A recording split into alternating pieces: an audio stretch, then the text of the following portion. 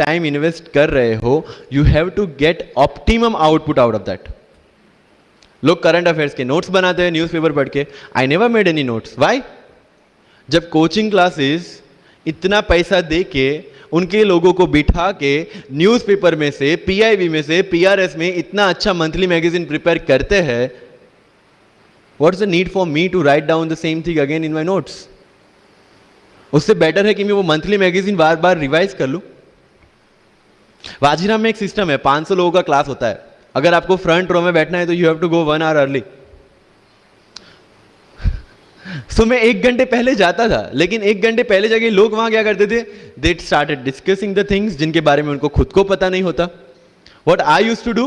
Putting on my headphone, taking the monthly magazine and going through the sections one by one. 1 साल monthly magazine को 1 घंटे वहां बैठ के ही रिवाइज किया है. No extra time for that.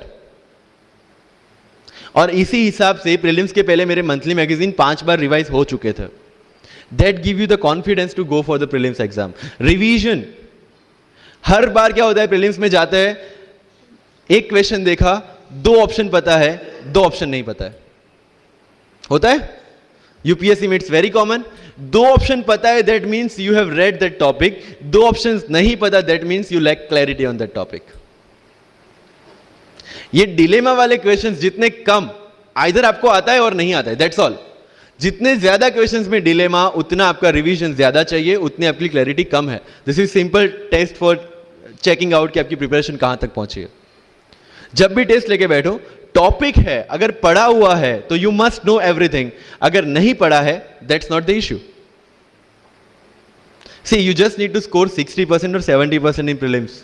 Same thing 50% in main. Not for UPSC GPSC, for the entire life.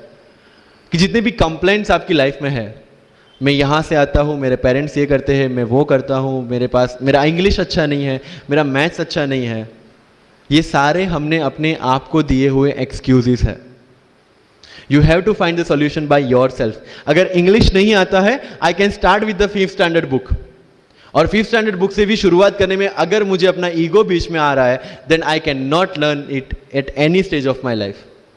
Start with the 5th standard book. Start listening English, start speaking English. अगर बोलने में शर्म आती है, अपने मोहल्ले के किसी 3-4 बच्चों को जो 1st 2nd स्टैंडर्ड में, उनको उठाओ और उनके साथ बातें करो. उनको वैसे भी समझ में नहीं आ, और अपने को वैसे भी पता है अपन क्या बोल रहे हैं.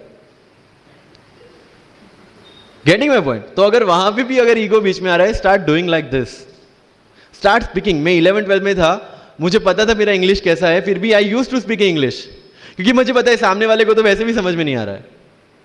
अगर किसी मूवी में इंग्लिश डायलॉग सुन लिया, पूरा दिन मेरे दिन, मतलब जहां पे भी कोई भी बात करूंगा, मैं वहां पे वो डायलॉग घुसाऊंगा. This attitude should be there.